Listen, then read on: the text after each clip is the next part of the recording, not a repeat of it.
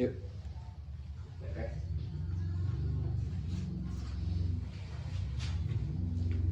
Videonya tentang sumber hukum Islam. Bismillahirrahmanirrahim. Dengan salam dan udah benar. Dia pada ngulangkeun materi tentang sumber pokok ajaran Islam atau sumber hukum ajaran Islam. Nah, perlu kita ketahui bahwa Islam juga mempunyai hukum yang berlandaskan 5 unsur atau 4 unsur. Yang pertama tentu saja Al-Quran. Al-Quran adalah kalamullah atau kitab suci yang diturunkan oleh Allah melalui perantara malaikat Jibril kepada Nabi Muhammad SAW untuk sebuah renungan atau sebuah petunjuk bagi umat Islam atau spesifikasinya untuk seluruh umat manusia. Yang kedua ada hadis, yang ketiga ada ijma, yang keempat ada qiyas. Nah, dari keempat ini kita harus mengambil semua kesimpulan-kesimpulan dari para pendapat yang telah diupayakan atau diijmakan oleh para ulama. Nah, perlu kita ketahui kalau Al-Quran tidak perlu untuk dicari-cari apa yang salahnya atau apa yang harus dicari-cari penjelasan ulangnya, karena dalam Al-Quran tersendiri sudah ada asbabun nuzulnya. Apa itu asbabun nuzul? Asbabun nuzul itu adalah sebuah atau apa yang menyebabkan ayat tersebut turun. Contohnya Quran surat Al-Alaq ayat 1 sampai 5, di situ Allah berfirman Iqra bismi rabbikal ladzi khalaq sampai ayat 5. Di situ Allah menjelaskan bahwa Allah telah memerintahkan kepada Nabi Muhammad untuk membaca di sini bukan hanya membaca ilmu, melainkan mencari seluruh referensi ilmu yang ada di muka bumi itu. Nah, akan tetapi dalam Al-Quran yang kita ketahui bahwa tidak semua spesifikasi dijelaskannya. Maka ada asbabun nuzul. Asbabun nuzul itu adalah sebuah sebab. Maka kita harus mencari tahu apa sebabnya yang menjadi landasan dari ayat ini turun. Dan ayat Al-Quran itu dibagi menjadi dua, yaitu ada ayat muhkamat dan ada ayat mutasyabihat. Dari kedua ayat ini kita harus bisa memaknai atau memahami apa itu ayat muhkamat, apa itu ayat mutasyabihat. Dan ayat Al-Quran juga dibagi lagi menjadi dua bagian. Ada ayat Makkiyah, ada ayat Madaniyah. Nah, kita sudah tahulah apa itu ayat Makkiyah dan Madaniyah. Dari sini kita harus menyimpulkan ayat Madaniyah itu adalah ayat atau surat yang turun di Madinah, dan Makkiyah adalah surat yang turun di Makkah. Nah, di sini saya tidak akan menjelaskan spesifik tentang Al-Quran, tapi saya akan menjelaskan tentang spesifik hadis. Karena kenapa? Karena banyak orang yang tidak tahu atau tidak banyak yang tahu. Karena gini, saya ada pengalaman, ada orang bilang ini hadis itu semuanya harus dijadikan hukum, tapi pada kenyataannya tidak semua hadis bisa dijadikan hukum. Karena kenapa? Karena hadis juga kan perkataan Nabi atau sabda Nabi. Jadi gini, hadis itu adalah sebuah tindakan atau perkataan atau ketetapan Nabi yang turun kepada sahabat untuk menjadi pedoman kehidupan mereka. Nah, di sini hadis ini bisa memperjelas Al-Quran, bisa memperjelas kehidupan manusia, bisa memperjelas hukum dan lain-lainnya.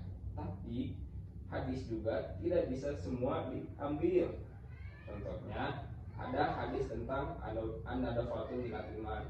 Hadis itu yang artinya adalah kebersihan sebagian daripada iman. Nah, di sini kita harus melihat apakah benar kebersihan itu sebagian daripada iman. Kita harus mencari tahu apa itu hadisnya, apa itu sanadnya, apa itu matanya, apa itu rawinya, apa itu tempat mukhorornya dan lain sebagainya. Di sini kita harus tahu bagaimana hadis ini bisa keluar, apakah benar atau salah. Mungkin segitu dulu. Apakah ada pertanyaan? Kalau ijma tadi ada apa nama? Ijma atau qiyas? Ya, ijma atau qiyas apa? Ijma itu jadi gini, kan ada Al-Quran, ada hadis. Nah, kalau Al-Quran kan ketetapannya mutlak, nggak bisa dirubah kan, udah jelas. Paling kalau yang belum jelas juga ada asbabun nuzulnya dan ada tafsirnya. Kalau hadis kan ada sahih, ada hasan, ada dhaif. Nah, sahih itu sudah bisa dijadikan hukum, kalau hasan bisa dijadikan hukum atau bisa juga tidak bisa. Kalau dhaif jelas tidak bisa dijadikan hukum. Nah, dari ketiga hukum ini, dari ketiga hukum hadis ini harus ada penafsirannya yang jelas. Nah, kalau ijma adalah tahu tabiin, tabi sering ada kalau pembukaan ceramah atbaun tabiin atau tabiin. Nah, mereka itu adalah orang-orang yang paham agamanya tinggi seperti Ibnu Khaldun. Kalau di barat tuh seperti Aristoteles, terus tuh siapa lagi dan lain sebagainya lah. Nah, ijma ini adalah penjelasan mereka atau penyimpulan mereka dari berbagai pendapat yang ada. Seperti dari pendapat hadis ini dijelaskan bahwa bla bla bla bla. Nah, dari mereka menyimpulkan seperti Imam Muslim, ia berpendapat bahwa kalau takbiratul ihram atau menyimpan tangan setelah takbiratul ihram itu harus seperti ini, tidak di bawah atau di samping. Nah, seperti itu berarti ijma itu adalah pendapat para ulama yang terdahulu. Kalau kias tuh adalah pendapat ulama di masyarakat yang sedang terjadi. Seperti kalau di Indonesia itu MUI. Kalau ijma mah pendapat ulama terdahulu seperti Imam Bukhari, Imam Muslim, Imam Ahmad, yang kayak gitulah. Kalau kias tuh pengkiasan dari mereka, namanya juga kias. Kias itu ngambil dari ketetapan yang sudah ada, tapi mereka bisa merubah dengan situasi yang terjadi. Contohnya seperti kemarin COVID-19, kan di situ banyak orang yang negatif COVID yang mengharuskan harus menjaga jarak. Nah, pada saat itu kan MUI harus bergerak bagaimana cara mengatasi umat-umat Islam saat beribadah, seperti menjaga jarak. Kan biasanya di sholat tuh kalau sholat tuh setahu suku vakum atau luruskan, rapatkan. Sedangkan pas COVID harus jaga jarak minimal 2 jengkal lantai gitu. Paham? Jadi intinya tuh ijma tuh pendapat ulama terdahulu sesudah zaman sahabat atau seada pas zaman sahabat. Kalau kias, pengkiasan para ulama pada saat masa yang datang atau pada saat masa yang sedang dialami. Nah gitu. Nah, sekarang lanjut, karena saya membahas tentang hadis, karena banyak orang yang belum paham tentang bagaimana menjadikan hadis sebagai hukum, atau apakah benar semua hadis bisa dijadikan hukum, lalu seperti apa hadis yang harus dijadikan hukum. Nah, hadis juga seperti yang tadi katakan ada 3 hukum. Yang pertama ada sahih, ada hasan, ada dhaif. Boleh ditulis atau enggak. Nah, sahih adalah hadis yang diterima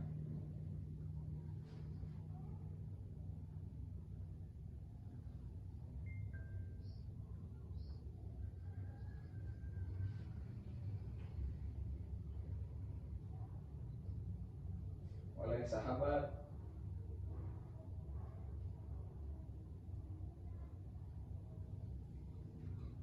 dan terbukti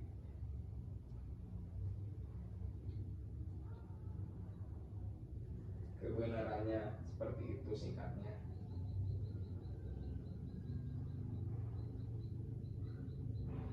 Nah, yang kedua ada hasan. Hasan adalah hadis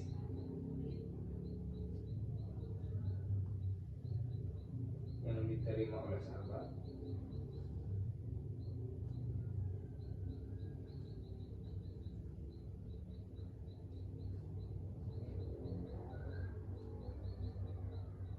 akan tetapi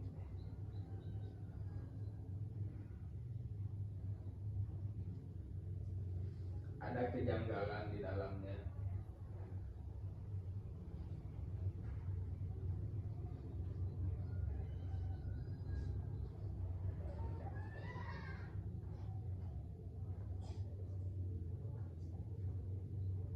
Nah,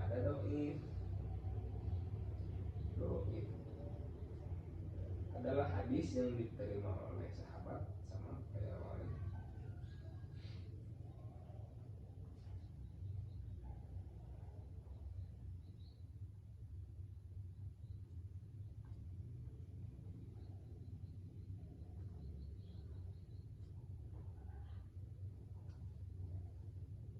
Akan tetapi banyak kejanggalan dan kekeliruan.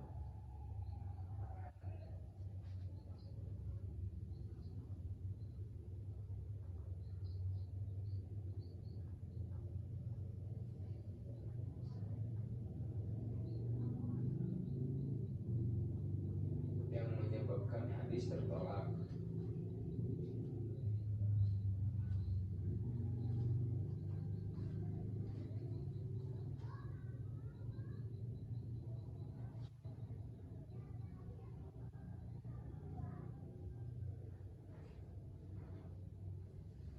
Nah,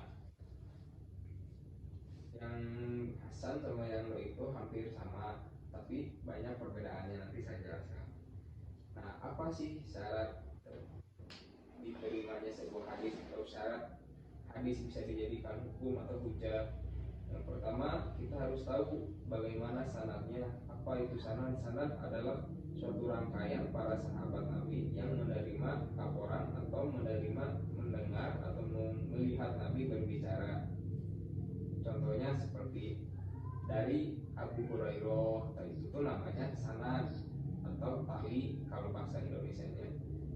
Nah, kita harus tahu siapa Abu Hurairah itu. Nah, Abu Hurairah itu orangnya seperti apa. Kita tidak bisa sembarang mengiyakan informasi. Contoh, ada informasi tentang ini, sumbernya dari siapa, siapa yang tahu infonya, gimana orangnya, apakah dia dusta atau tidak. Kan kalau dusta itu jadi hoax, kan bahaya untuk umat atau untuk kita sendiri. Kita tahu informasi tapi tidak tahu bagaimana cara orang menyampaikan informasi itu. Makanya kalau ada informasi itu harus aktual. Nah, di hadis juga seperti itu. Sanadnya seperti apa, siapa orangnya, bagaimana latar belakangnya. Jadi sanad itu adalah siapa orang yang menerima atau melihat dan lain sebagainya hadis atau ungkapan dari Nabi, lalu lihat latar belakangnya, itu sanad. Dua, ada matan. Apa itu matan? Matan itu adalah isi kandungan dari hadis atau dari isi kandungan dari sebuah hadis, penjelasan apa yang diberikan oleh Rasulullah kepada umat atau kepada sahabat. Di sini kita harus tahu hadisnya seperti apa. Contoh kayak tadi, an-nadafatu minal iman, kebersihan itu sebagian daripada iman. Nah, kita harus tahu kebersihan yang seperti apa yang menjadi sebagian daripada iman. Apakah kebersihan badan, apakah kebersihan rohani, apakah kebersihan rumah, apakah kebersihan apa, kita harus lihat. Dan kebersihan ini untuk siapa, karena tidak dijelaskan. Seperti itu matan. Lalu ada yang ketiga, ada rawi. Siapa orang yang meriwayatkannya? Jelas biasanya orang-orang yang sudah awam, kalau ada hadis riwayat Imam Bukhari dan Muslim itu sudah dipastikan hadisnya sahih dan tidak menutup kemungkinan hadisnya hasan atau dhaif. Kalau rawi penjelasannya lebih panjang, saya tidak akan menjelaskannya karena akan membutuhkan waktu yang lebih lama. Dan ada tempat Bukhari atau tempat meriwayatkan hadis di mana perawi tersebut mengambil hadis.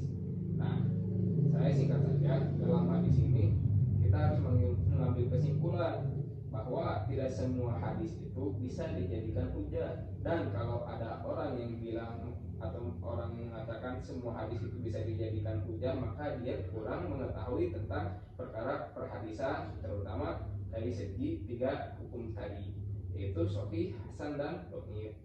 Nah, mungkin penjelasan yang kedua sampai situ. Apakah ada pertanyaan? Cukup. Lanjut, mau yang mana? Atau mau saya teruskan saja? Nah, di sini ulama berpendapat bahwa kalau hadis sahih itu adalah hadis yang sudah dipastikan kebenarannya dan tidak ada kecacatan di dalamnya. Kecacatan itu apa? Kalau dalam bahasa hadis itu ilat itu adalah penyakit. Dan dalam hadis itu sehat, tidak ada ilat. Yang seperti apa? Sanadnya bisa dipercaya, pembawa informasinya dapat dipercaya dan dipertanggungjawabkan. Kan tidak mungkin sekarang, kan tidak mungkin dulu Abu Jahal sering berbicara dengan Nabi, bahkan kalau ketemu saja ia melempar dengan batu, tidak mungkin mengobrol, tidak mungkin menyampaikan kabar tentang sholat.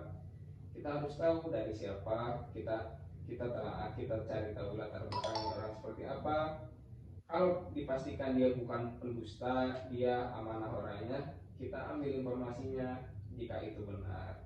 Yang kedua, lihat isi kandungannya seperti apa. Kalau itu kalau itu ber, kalau itu berkaitan dengan kehidupan yang sudah dilakukan atau yang sebelumnya, apakah masih worth it untuk sekarang atau tidak, maka kita harus tahu sebagaimana yang dijelaskan oleh Nabi, untuk siapa hadis ini dan untuk apa hadis ini dan untuk hukum seperti apa hadis ini. Contoh, tidak usah contohnya tidak usah langsung ke tempat rawi, ke rawi itu orangnya seperti apa. Nah, biasanya orang-orang yang meriwayatkan hadis ini adalah para orang-orang yang memijma atau dari kalangan ijma seperti Imam Bukhari, Imam Muslim. Ini mereka termasuk kepada ijma atau para memijma para hadis. Di sini saya kebetulan ada buku Bulughul Maram, kitab Bulughul Maram karya Ibnu Hajar Al Asqalani. Di sini banyak sekali hadis yang bisa kita pelajari atau kita baca, dari mulai tentang hadis sahih, hadis hasan, dan penjelasannya banyak sekali tentang bersuci, bab sholat, bab nikah, dan lain sebagainya. Di sini kita bisa belajar, ada banyak sekali penjelasan tentang hadis.